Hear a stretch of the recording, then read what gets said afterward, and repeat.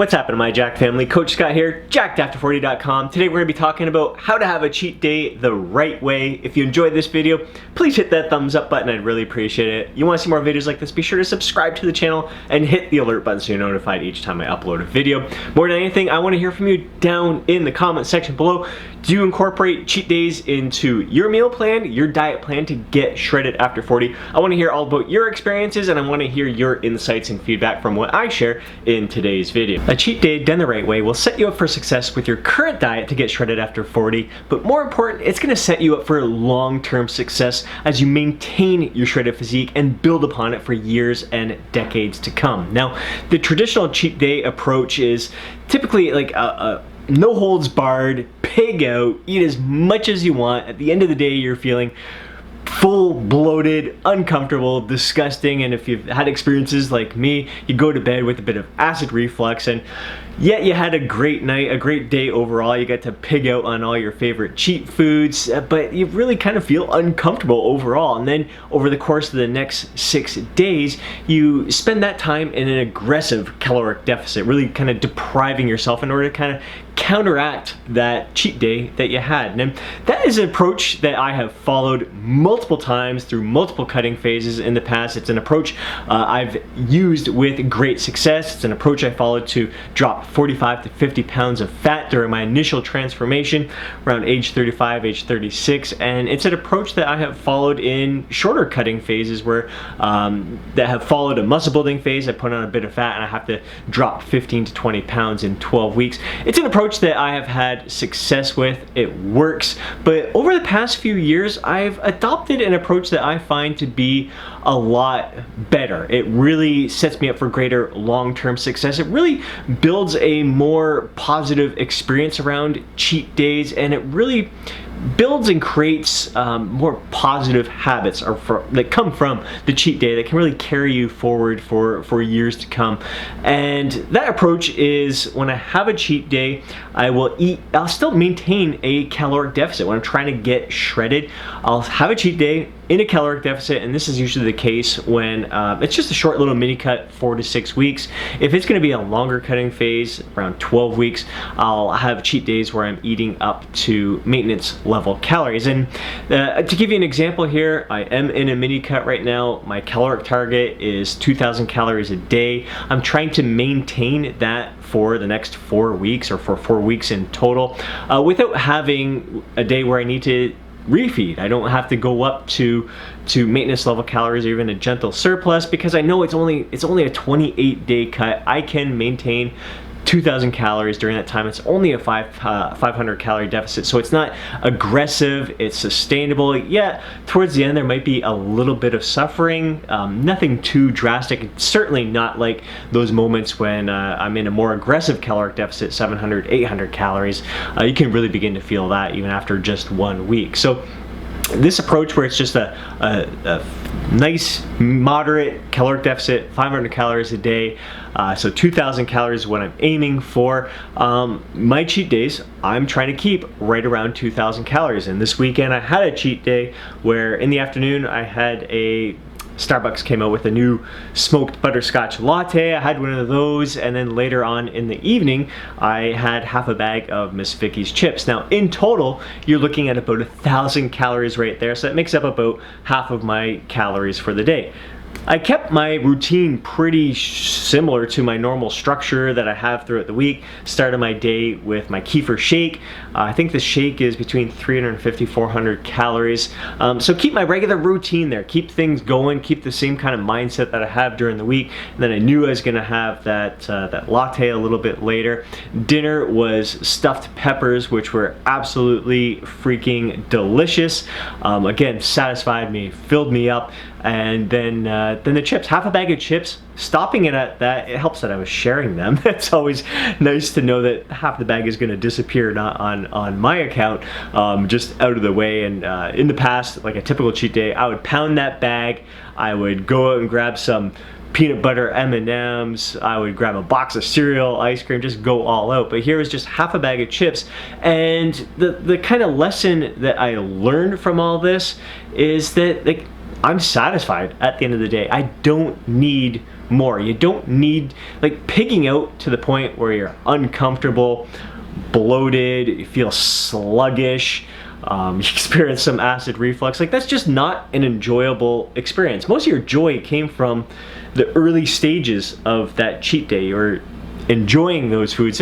In some cases you're not. If you've been in an aggressive deficit all week long and this is your cheat day, a lot of times you're right away, boom, finally I can eat, and you're shoveling down those treats as fast as you can and not even really tasting them and enjoying them as much as you would, as knowing that really you can have these foods. I could have chips every day if I wanted. I could work them into my caloric target, into my macros. But the thing is, on a day like, when I notice a day like that, it's only like 2 meals. That morning shake and the stuffed peppers in the evening. Those are 2 quality, nutrient-rich meals.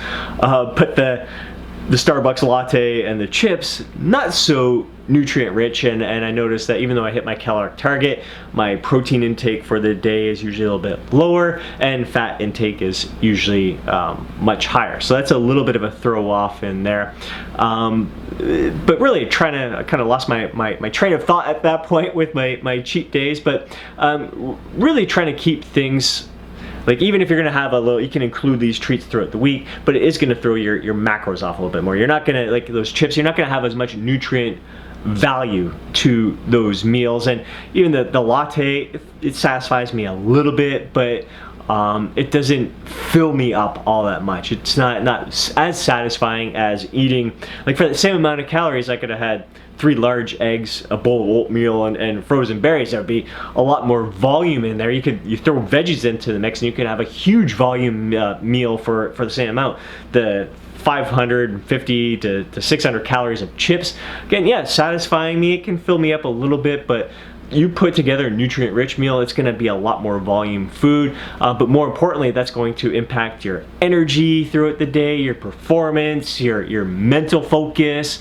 Having nutrient-rich foods more often throughout the week is the much better approach, rather than the traditional kind of if it fits your macros approach, where, yeah, I could work in these cheat foods every single day, like I am on the weekend here. My cheat day, I'm working into my caloric deficit. I'm hitting 2,000 calories on that mark and still enjoying myself. So that may not seem like that's not much of a cheat day. I'd have a bag of chips and a latte, that's not much. There's other days where I will have I'll go to Blaze Pizza and I have like an 1100 1200 calorie pizza to myself, but again, like, I load that pizza. You got spinach on there, chicken, pineapple, there's lots of great veggies on there, but yeah, with you add the crust and some cheeses in there, it gets those calories up there. But that's a huge meal that really fills me up, and I still have my shake in the morning, and I can still have a light meal later on in the day and hit my 2,000 calorie target for the day. I may go out and have sushi instead, and that may not seem much like a cheat meal. It's pretty good quality food right there, but if you want to bump up, I mean, that's a meal that I could easily hit 1,200, 1,500 calories right there. It could be most of my daily calories if I'm trying to hit 2,000 calories for the day. But I'm gonna enjoy it. I can work in those meals. But the key here is to really, like, it's really kind of improved my overall, again, relationship with food, where I feel that, you know, I don't have to go overboard. I don't have to pig out, have this all-out cheat day in order to feel those similar effects that a lot of people talk about when they have that cheat day. They go and they just pig out, I got to eat everything I want. You see them bragging about it, posting their huge epic cheat days.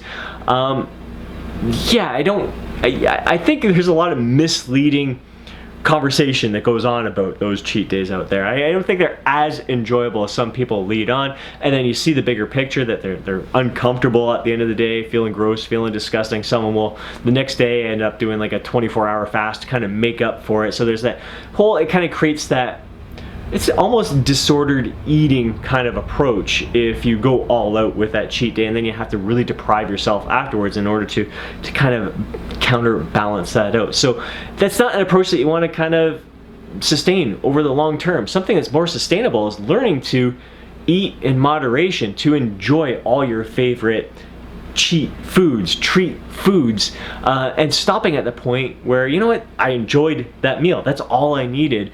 And I know I can have it tomorrow and make it fit my mallet if I wanted to. I could have that stuff anytime, any day, knowing that I'm not going to overeat. And I think that's the problem, the issue that I often see come from the traditional the traditional cheat day approach, where you're encouraged to pig out, because that's the kind of approach that caused you to gain caused you to gain weight in the first place. You gain weight because you were overeating. So rather than trying to encourage yourself to, well, I'm gonna overeat, pig out now, and then really deprive myself, why not teach yourself to take this approach where you're eating to that point to feel satisfied, gaining more enjoyment out of that cheat meal, and learning that you don't have to overeat. You can have these foods at any time. I think that's the right way to cheat. And again, like I said, 4 to 6 weeks on a mini cut, your cheat day is just gonna be right to your caloric deficit, like around a 500 calorie deficit. So still maintain. It can be a little bit higher, as long as you're in like a 300 to 500 calorie deficit. That is solid. That is golden. If you're going to be a lengthier cutting phase, around 12 weeks, you can have your cheat days up to around maintenance level calories, and it doesn't have to be once a week. It doesn't have to be every Friday. This is my cheat day here. I'm going to eat up to maintenance level calories. No, if you can go 2 weeks in a 500 calorie deficit without really feeling like you need to have a cheat day like there and bump up your calories to maintenance level calories, go the 2 weeks, go 3 weeks, go as long as you can till you feel like, you know what, I need a little bit extra in me right now to sustain my energy, because really that's all the purpose of a cheat day, is trying to replenish some of that energy, kind of take a mental break from dieting, and just kind of set the stage for the weeks to come. So it's a little mental break, a little break on your body. It's not this secret to keep your metabolism up and prevent yourself from going into starvation mode or anything like that. It's just giving yourself a day where it's a little bit of a mental break, and you get more food in there, get more energy up so you can have some better workouts in the week to come. So just create some more positive habits around your cheat day experience. That's gonna serve you much better than these all-out binge cheat days that I often see praised out there. So I encourage you to adopt this kind of right cheat day approach. I think it's going to serve you better over the long term, not only in achieving your current goal of getting shredded after 40, but maintaining that physique for years to come and building upon it for decades to come. We'd love to hear your thoughts on today's video, your insights, your experiences with cheat days. Share them down with us in the comment section below. And before you go, don't forget to download your free guide, Jacked After 40. If you enjoyed this video, please hit that thumbs up button. I'd really appreciate it. If you want to see more videos like this, be sure to subscribe to the channel and hit that alert button so you're notified each time I upload a video. Again, I hope you enjoyed today's video. Have yourself an absolutely amazing day. I'll catch you in the next video.